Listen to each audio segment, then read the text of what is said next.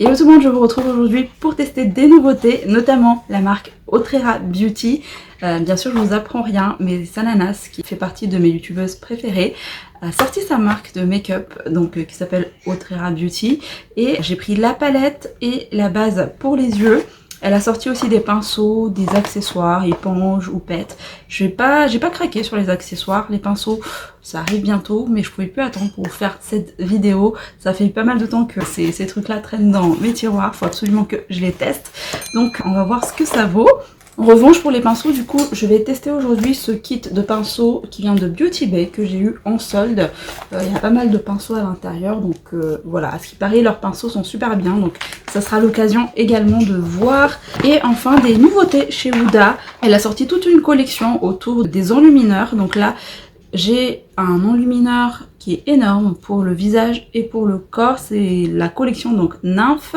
Et là, j'ai un enlumineur crème qui a l'air vraiment trop beau, en tout cas sur les visuels, sur son site, donc j'ai craqué et j'en ai profité sur son site pour me prendre leurs nouveaux rouges à lèvres crème, les Power Bullet Cream Glow. Voilà pour le programme du jour, j'espère en tout cas que ça vous plaira. Si c'est le cas, lâchez les likes comme d'habitude et souscrivez à un abonnement pour me soutenir si ce n'est pas encore fait. Alors je commence tout de suite avec les yeux et je vais utiliser sa base qui se présente donc comme ceci. Ça vient dans un carton beige comme ça, hein, tellement à l'image de Sananas en fait, ça m'étonne pas. Donc c'est marqué Otrera, donc sa marque avec son petit logo en doré ici. Le packaging est en carton mais assez soft touch. Et pour tout ce qui concerne le choix des noms, les teintes et tout ça, je vous renvoie à sa vidéo, elle explique très bien. Aujourd'hui on va plus se concentrer sur la qualité du produit en lui-même. Alors pour la base, elle a sorti 3-4 teintes sur son site, donc ça je trouve ça plutôt cool. Moi j'ai pris la teinte numéro 3, elle se présente comme ceci, un packaging comme ça en tube.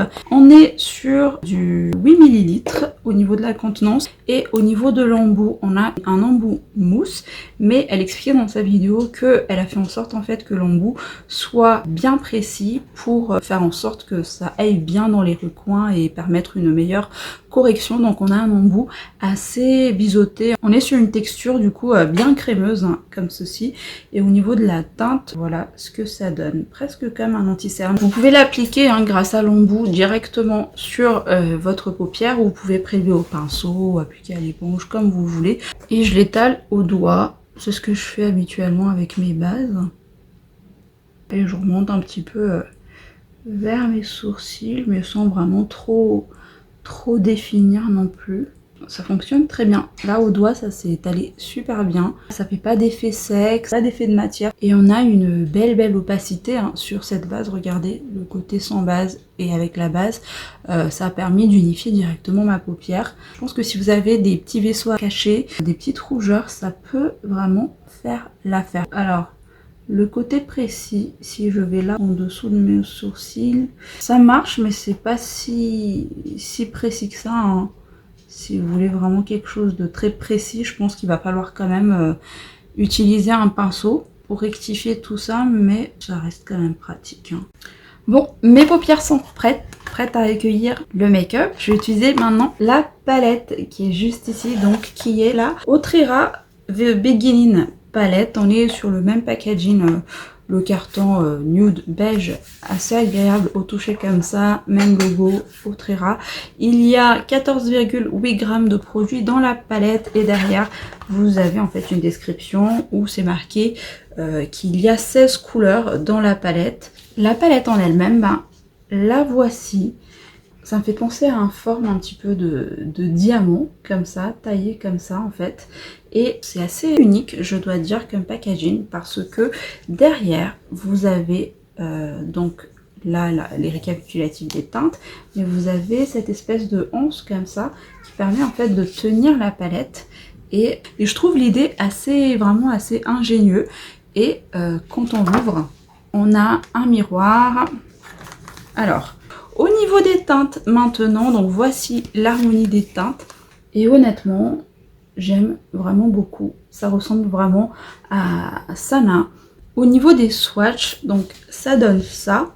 Là, je vous ai swatché la première partie de la palette Et ensuite, là, les swatchs de la deuxième partie, ça se swatch très bien. Effectivement, il y a différentes textures de fard. En général, on a une belle opacité, on a une bonne pigmentation sur la globalité. Il est dit sur la petite boîte qu'il y a donc 5 pigments pressés, 4 fards mat à la texture velours qui s'estampent et se superposent facilement.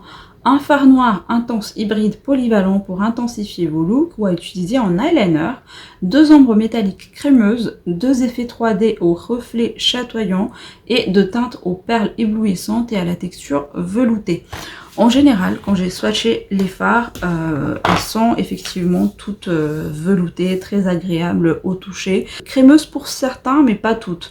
Et globalement, j'ai plus aimé swatcher cette partie de la palette que celle-ci, que je pense qu'il y a un peu plus de texture au niveau de cette deuxième partie que la première partie. Quand j'ai swatché la première partie, enfin, c'était bien, mais c'était assez classique. J'ai plus de coups de cœur sur cette palette, notamment ce fard noir-ci qui s'appelle Simone. On est vraiment sur ce genre de texture gel, crème, mi-poudre. C'est assez unique et j'ai jamais vu un fard noir aussi opaque, aussi pigmenté que ça. Je vais vous faire un swatch là en direct. Regardez, rien qu'en prélevant comme ça. On est bien noir, donc je pense qu'on peut vraiment faire un trait d'eyeliner avec ce fard. Vous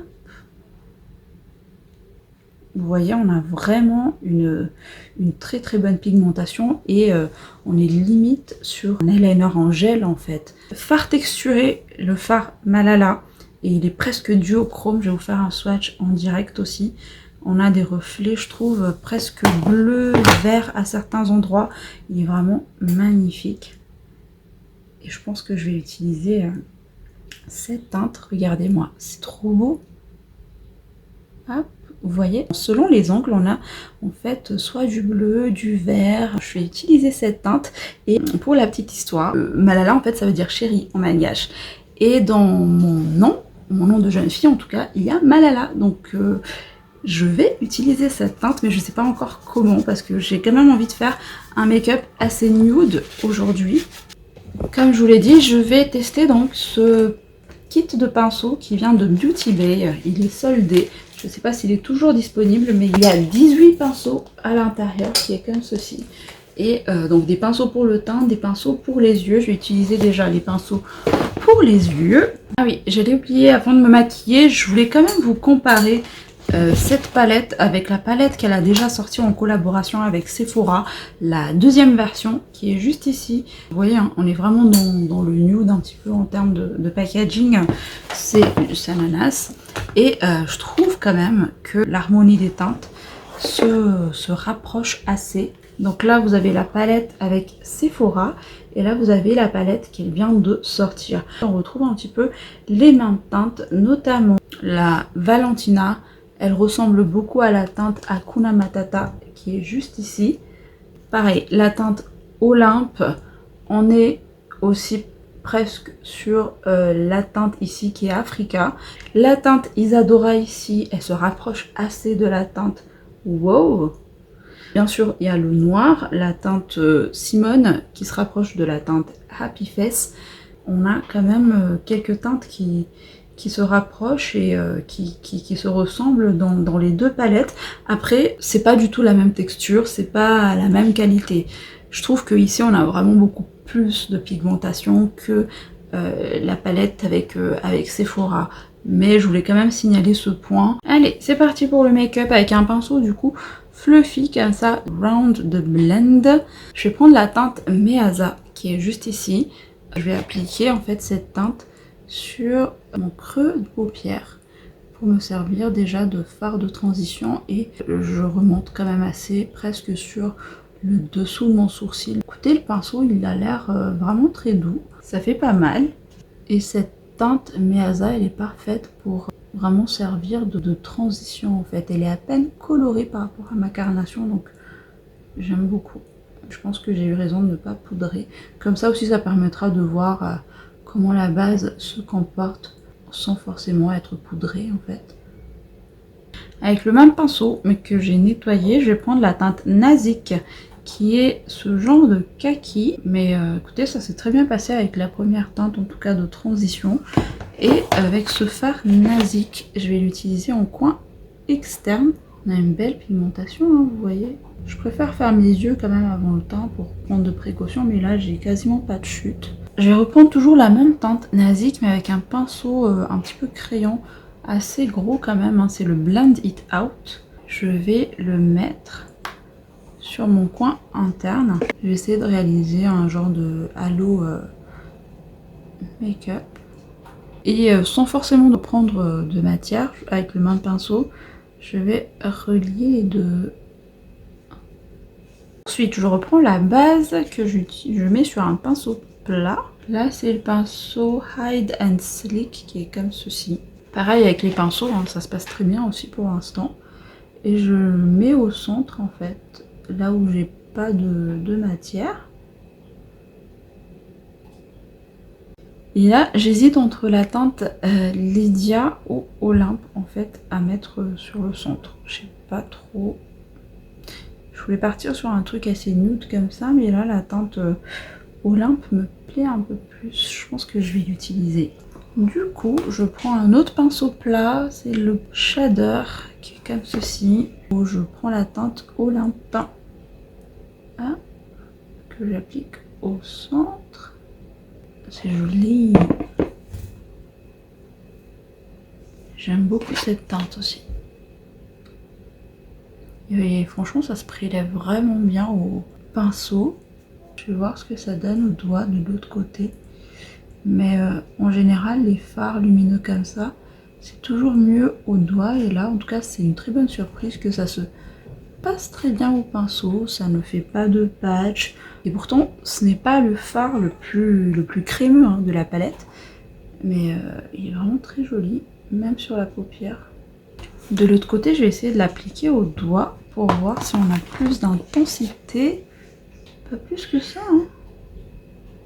Donc ça se prélève vraiment super bien au pinceau et ça n'enlève pas forcément d'intensité au pinceau. C'est exactement la même chose au doigt ou au pinceau. Donc ça, c'est vraiment une bonne nouvelle. Parce que c'est vrai qu'avec les pinceaux, ça permet d'être toujours un peu plus précis. Donc je reprends mon pinceau pour le faire encore plus précis. Alors avec le même pinceau tout à l'heure, je vais reprendre la teinte Valentina, juste un petit peu. Et je vais essayer de faire fondre les deux matières en fait avec cette teinte là. Pour ne pas que ça fasse en fait trop de démarcation et trop de paquets d'un coup. Et je fais la même chose sur mon coin interne. Je trouve que les teintes se superposent vraiment super bien entre elles, pas mal du tout. Donc je pense que je vais m'arrêter là pour les yeux. Je finirai ensuite le make-up des yeux après avec mon ras de cils et tout. On passe au teint, mais globalement la palette là pour l'instant elle me plaît vraiment très bien. Très peu de chutes, belle pigmentation, elle se travaille vraiment bien et l'harmonie des teintes, ça va vraiment ensemble les teintes. Donc j'aime vraiment beaucoup. La base, tout s'est bien passé. Pas de patch, ça faisait pas collant, non, vraiment très bien. Et les pinceaux aussi, pas mal du tout. Alors pour le teint, je vais utiliser ici sur ma zone T ma base Origins, la Original Skin de Origins, qui contrôle super bien mon excès de sébum, hein, vous savez, et qui fait un petit peu tout, qui floute, qui est super fraîche. Donc j'aime beaucoup. En plus en ce moment il fait super chaud. Donc autant vous dire que cette base, c'est un petit peu un bonheur quand je l'applique. Et sur le contour de mon visage, je vais appliquer la base Rare Beauty, qui est là, donc la Illuminating Primer, une base illuminatrice. Je vous ai fait une vidéo sur un crash test hein, sur la marque Rare Beauty. Et j'ai quelque chose à vous dire sur cette base. Je vous en ai déjà parlé sur Instagram. D'ailleurs, si vous me suivez toujours pas sur Insta, mon pseudo est juste ici. Je vous fais des story make-up tous les mercredis. Et je vous disais dans ma story qu'en fait cette base, je me suis rendu compte qu'au fur et à mesure de l'utilisation, j'ai remarqué des nacres en fait. Mais vraiment des nacres très visibles. Là, la caméra, vous n'allez pas le voir. Mais en vrai, il a vraiment des nacres comme des micro-paillettes même sur les doigts. Une fois, en fait, je l'ai porté sans make-up, sans rien. Et c'est comme ça que je l'ai remarqué au soleil. Ça me plaît un petit peu moins. Sinon, au niveau de son efficacité, il est bien. Je reste toujours sur mon avis, sur le fait que ça reste une base qui donne une sensation de peau hydratée, peau rebondie. Sinon, là, je vais utiliser comme fond de teint, le fond de teint toujours de Rare Beauty, que j'ai en teinte 360 W. Et le fond de teint, en revanche, il est bien. Les tests se passent très bien sur ce fond de teint, j'ai rien à dire. Il évolue très bien sur ma peau, il fait un effet seconde peau, mais avec quand même une légère couvrance. Il fait un très joli grain de peau. Vraiment, il est très facile d'application, ils se font très bien à ma peau. J'ai aucun souci, mais il marque pas mes zones de sécheresse. Bref, je reste sur mon avis lors de ma première impression sur ce fond de teint. J'aime beaucoup. En revanche, l'anti-cerne, non. Je ne valide pas, j'ai continué les tests et en fait il me convient pas parce qu'il est trop léger. Et au bout de quelques heures ça commence à filer partout, donc non. Donc aujourd'hui, comme anti-cerne, je vais déjà appliquer ce produit que je vous ai montré dans ma dernière vidéo, un haul sur mes soldes Sephora. Il s'agit d'un produit BK, c'est la Under Eye Brightening Corrector que j'ai en teinte Medium to Deep. Et en fait c'est un produit que je vais appliquer au début, avant mon anti-cerne. Depuis que je l'ai, je fais tout le temps ça. Maintenant il se présente comme ceci. On est vraiment sur une texture crémeuse, presque huileuse en fait, sur ce produit, et je l'applique tout simplement au doigt comme ça.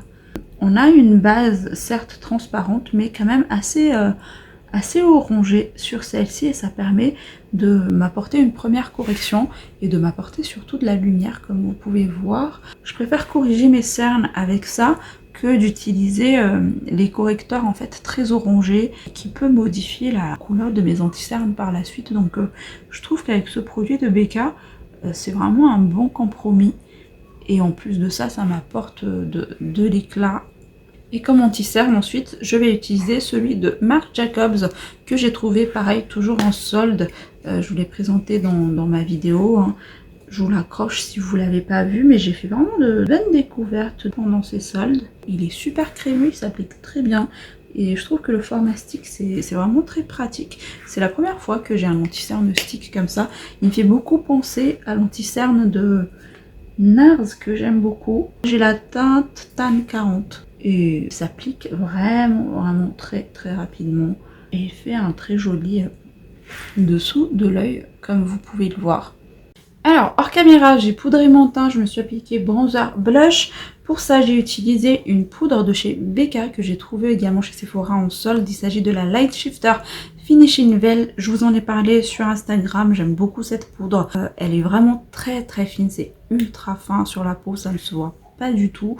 Et on garde une jolie lumière quand je poudre mon teint en fait avec... Franchement, on garde un joli glow quand même, ça ne plante pas du tout mon teint.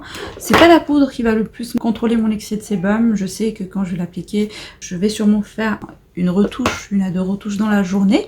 Mais j'aime tellement l'effet que ça m'apporte sur ma peau. Voilà, j'ai utilisé comme bronzer le Glowish de Huda Beauty que j'ai en teinte 4 Deep Tan, un bronzer que j'aime bien, vous le savez. Et comme blush, j'ai réutilisé la Rare Beauty que j'ai en teinte Gnarly Abricot, c'est le blush crème, comme ceci. Et écoutez, là j'ai utilisé un highlighter, donc là j'ai des nouveautés de la marque Huda Beauty. Elle a sorti une collection autour des enlumineurs. Et moi j'ai pris déjà celle-ci qui est la Nymph Glaze que j'ai en teinte Aphrodite. C'est un highlighter crème, donc Skin Glowing Perfector. Au niveau du packaging, on est comme ceci, il me fait vraiment penser au packaging du bronzer, je vous le montre, qui est juste là. Vous voyez, on est vraiment sur la même base, je trouve. Et on est sur 9 grammes de produit, donc c'est un highlighter crème. À l'intérieur, dans un tourbillon comme ceci, j'aime vraiment beaucoup, il est très joli. Et swatchant ça, ah ouais, il est vraiment bien crémeux. Et la teinte Aphrodite, j'aime vraiment beaucoup.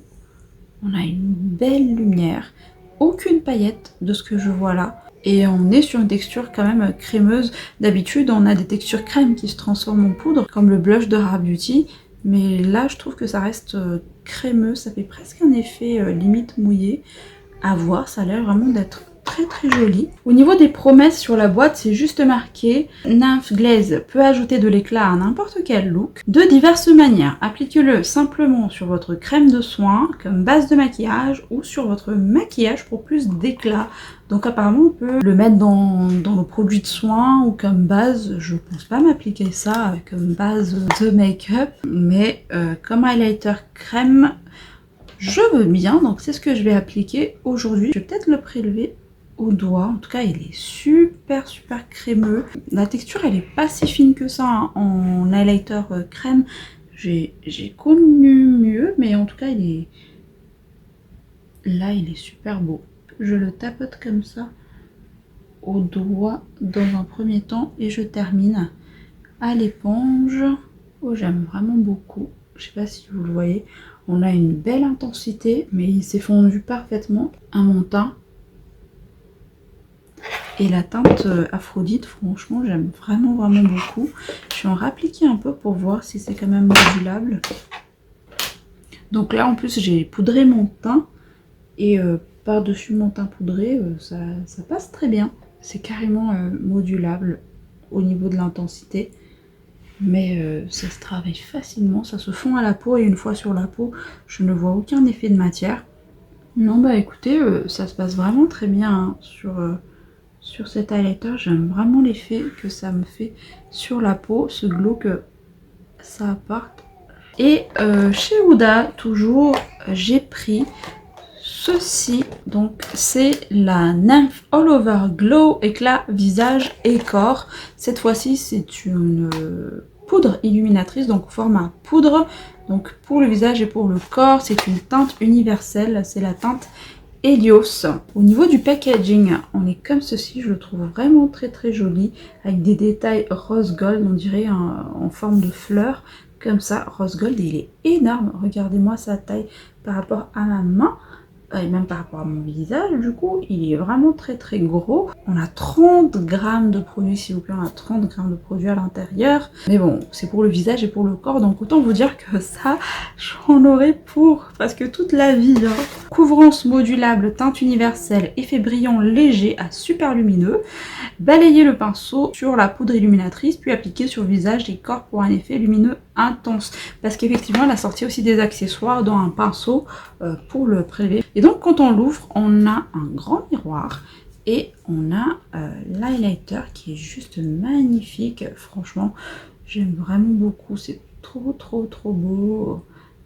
Un effet marbré comme ça avec des teintes plus lumineuses, bronze et en forme de fleurs, c'est vraiment trop trop beau.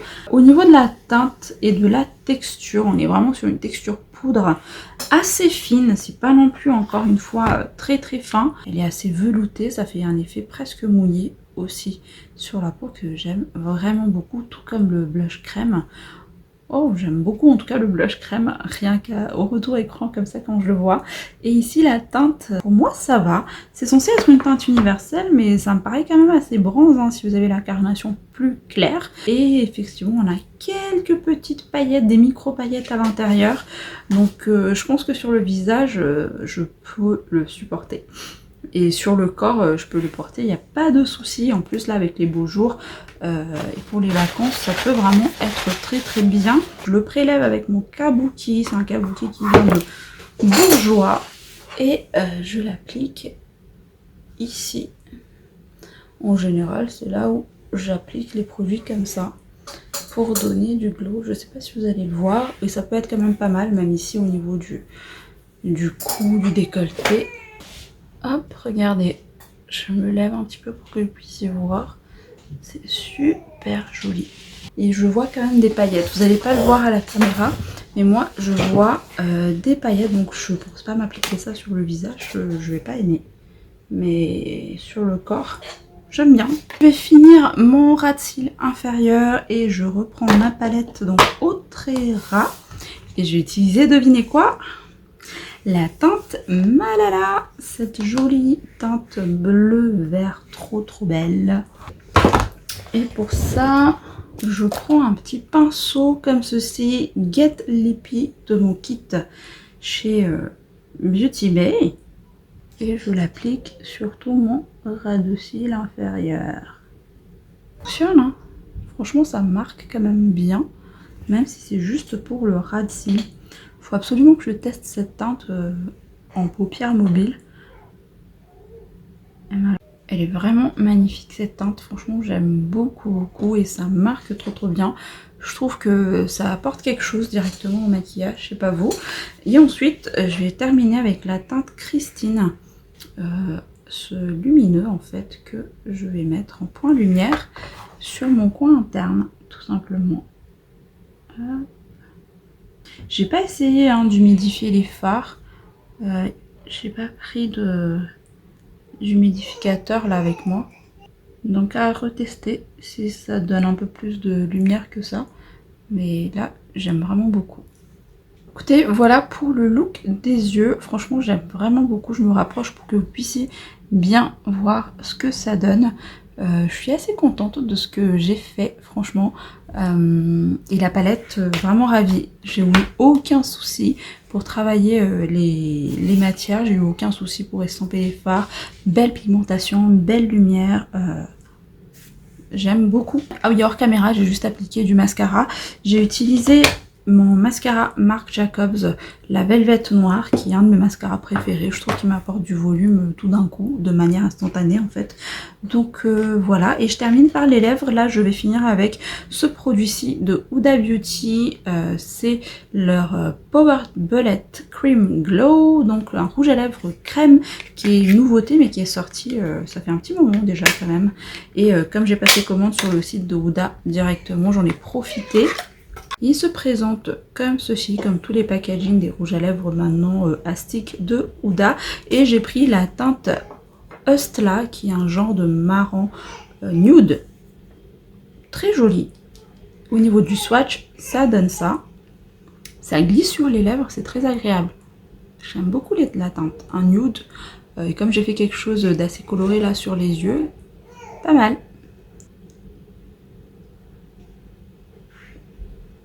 Et voilà, écoutez, il s'applique super bien, bien crémeux effectivement, et c'est très confortable. Il a une petite odeur assez vanillée, comme les rouges à lèvres un petit peu de Huda. Hein. Non, franchement, rien à dire sur ce petit rouge à lèvres là, il s'est appliqué très bien crémeux, bien confortable comme il faut. Après, à voir pour la tenue, je pense pas qu'il va tenir assez longtemps, mais comme c'est un rouge à lèvres crème. Donc voilà le look final, voilà le look du jour avec tous les produits que j'ai utilisés. Très bonne première impression en tout cas pour tous ces produits, je les valide tous et je suis vraiment super contente du résultat et de la qualité des produits. Voilà en tout cas, j'espère vraiment que cette vidéo vous aura plu.